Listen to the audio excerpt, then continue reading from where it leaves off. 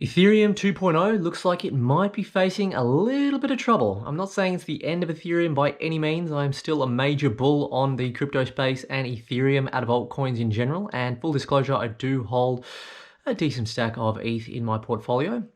It's probably about 10% compared to the 90% that I do hold in BTC. However, I did read an article today from Cointelegraph, which basically I will be reviewing in today's short episode, and I'll be talking to you about what I think about the article and basically getting into where I think ETH might be heading in the future and whether you should potentially invest, and some little bit of extra information on Ethereum 2.0. So if you want to find out a little bit more about that, stay tuned for the whole video. Cheers, folks. You can still enjoy this one. Use the bilateral.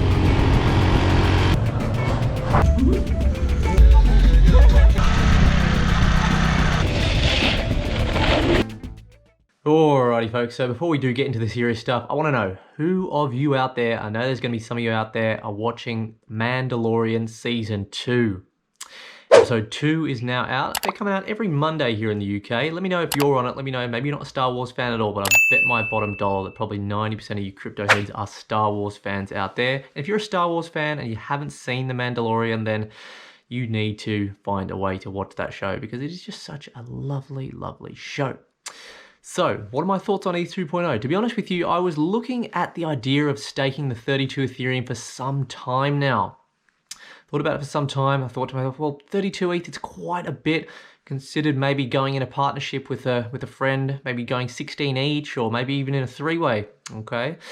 But, you know, it's not looking too favorable, and it doesn't really cover it in this Cointelegraph article, but I'm going to tell you a little bit of a reason why. At its current duration, you're actually getting less than 10% promised Ethereum, okay? So the return rates on your Ethereum are less than 10%, which is not great. And the reason why I'm saying it's not great is I'm comparing it to other platforms like Celsius Network, Crypto.com, Nexo. There are others as well. Binance is one, where there are rates on Ethereum that are arguably a little bit better. They're better because they're flexible stakes. Maybe it's a 3-month stake. You don't have to lock your Ethereum up. If you want to lock up your Ethereum to do this 32 ETH validator stake for the ETH 2.0 network, you may have to say goodbye to your Ethereum for a few years, okay? So you might be, you know, needing to say goodbye to that Ethereum for up to 2-3 years, maybe even more. Who knows? There's not a lot of clarity available around that. And on top of that, you have to make sure you're always on top of your internet connection. You need a really good internet connection. You need to go through a launchpad process, and you need to essentially be able to effectively run this validation software on your computer. And if you don't run it properly, or the internet breaks down, or something goes wrong, something happens, I'm not sure exactly in what way you might be punished, whether you get less rewards, or I'm not sure what happens, but it's not going to be a good thing. So the point I'm trying to make is there's a lot of, you know, for the amount of stress that you have to go through maintaining, the amount of ETH you got to stake, and, you know, and when there's other third-party platforms offering just relatively similar rates, I've got to wonder, why would you choose to stake on ETH 2.0? I mean, I guess it's a bit like a pension maybe, you know, you're putting away for the long term, but let's be real here. We're not talking about saving for a pension here. This is cryptocurrency. It's a fast evolving space every single day. So let me know your thoughts about that. Am I missing something? Is there some other really great perk about Ethereum 2.0? Because I don't know a lot of information about it, to be honest. I just know a bit of surface information, and I am looking more into it as each day goes by. All right, let's take a look at the Cointelegraph article right now. Alrighty, lovely ladies and gentlemen. So we are on the Cointelegraph website here. Nice little article here by, what is that name? Andrei Shevchenko. Andrei Shevchenko. Sorry, buddy. Okay, this was 14 minutes ago. Probably be a few hours after I post this video. Ethereum 2.0 deposits at 10% of launch threshold as deadline approaches. So what they're basically saying is the deadline is approaching in 2 more weeks before launch is delayed, but progress has slowed down lately. Okay, so basically what this means is they haven't even reached 10% of the minimum required ETH that is going to be staked by validators, with just a couple of weeks left. Okay, that's a little concerning. Let's keep scrolling down. The deposit contract for Ethereum 2.0 now holds 50,849 Ether, ETH worth approximately 22 million as of press time. This is slightly less than 10% of the minimum required stake of 524,288 ETH, or 230 million. Ethereum 2.0 is set to launch on December 1st, but only if the minimum stake threshold is reached 7 days before that date.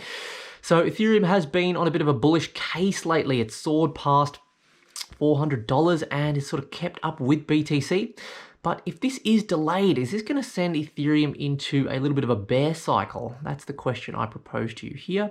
There's the historic balance of the Ethereum staker chart there. And if we keep scrolling down, the influx of new deposits appear to have tapered off recently as the majority of prospective stakers joined within the first 3 days.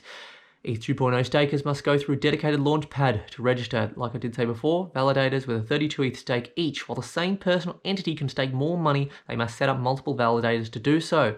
Staking yields are expected to be below 10%. So as I said before, it's not great. I mean, if they were offering, 15%, I get it. But the fact that it's below 10, not great. It's not really, I'm not liking that. But that number largely depends on the number of active stakers, of course, as they will compete for the same rewards. New participants will lower the returns for others. Okay, so it's already less than 10 with a minimum amount of stakers, and they require like another 90%, and that's going to lower the rewards. So what does that mean? Are we looking at less than 5% rewards now? It just doesn't add up. What am I missing? Let me know. Most notably, ETH 2.0 deposits cannot be withdrawn or used until sometime between the implementation of Phase 1 and Phase 2, which may take years. That's a long time to not have your ETH liquid in these markets. This may be a significant deterrent for onboarding, as stakers will sacrifice liquidity for relatively low yields, like I did say before, and an uncertain lockup period. Not great. I mean, they really need to clarify the lockup period, I reckon. Give them a time frame. People are going to want to know. An informal poll held by Taylor Monahan, CEO of MyCrypto, seems to suggest that the majority of users would not consider it a worthwhile investment. That's how I'm feeling right now. The Ethereum community has another 2 weeks left to reach the deposit threshold before the launch is delayed. While progress has been relatively slow so far, this may change quickly. Oh dear. Alrighty folks, so you saw the article. I read out the whole thing for you from Cointelegraph. I've given you my point of view. I'm sure there's going to be a lot of people watching this video that have a little bit more experience, or even a lot more experience with Ethereum, blockchain, just crypto in general. Let me know. Am I missing something here? Is there something that's missing in the Cointelegraph article?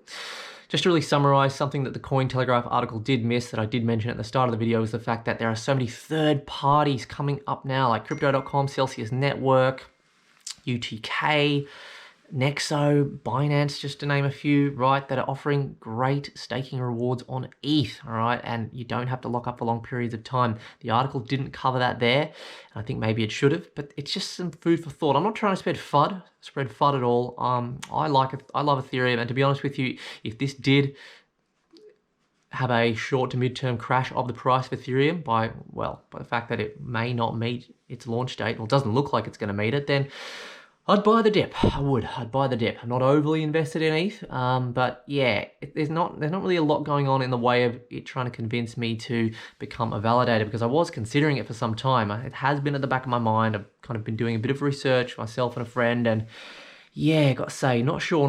But again, like I've said for the 4th time already, let me know. Let's create a bit of community discussion around this topic. What are the perks of becoming an Ethereum 2.0 validator that exist versus just staking your ETH on just a normal third-party platform? And what are we missing here? If you enjoyed the video today, folks, please consider liking the video, subscribe to the channel, and just comment on the video. Let me know how you thought it went. Hit the little notification bell as well to make sure you do know when new videos do come out.